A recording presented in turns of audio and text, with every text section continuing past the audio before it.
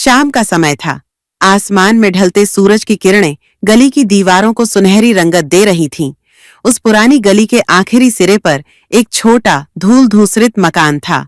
वहां एक बुजुर्ग रहते थे।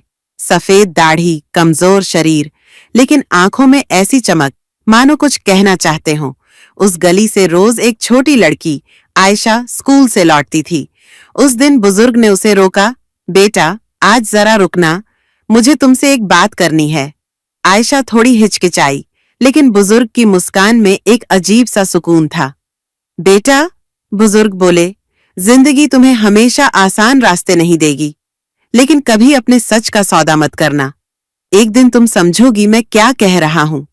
आयशा ने हैरानी से पूछा, लेकिन बाबा जी, आप ये सब मुझे क्यों कह रहे हैं? बुजुर्ग ने बस इतना कहा, बहुत जल्द वक्त तुम्हें जवाब देगा, और तब तक ये छोटी सी डायरी अपने पास रखना। 2 दिन बाद गली में खबर फैल गई, बुजुर्ग गुजर गए। आयशा के दिल में अजीब सी उदासी छा गई। उसने डायरी खोली। अंदर कुछ पुरानी कहानियां, नसीहतें और आखिरी पन्ने पर एक चिट्ठी थी। आयशा, जब तुम्हें लगे कि सब कुछ खत्म हो गया है, तब समझ लेना कि नया सफर शुरू होने वाला है। अपने दिल की आवाज सुनना, चाहे दुनिया कुछ भी कहे।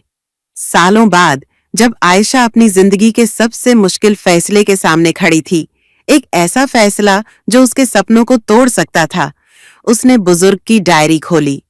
वही छोटी सी चिट्ठी उसकी आंखों के सामने आई। उसने अपने दिल की आवाज सुनी और वही रास्ता चुना जो सच था, चाहे कितना भी मुश्किल क्यों न हो। उसने समझ लिया, बुजुर्ग का आखिरी पैगाम सिर्फ शब्द नहीं था, बल्कि जिंदगी जीने का एक नुस्खा था।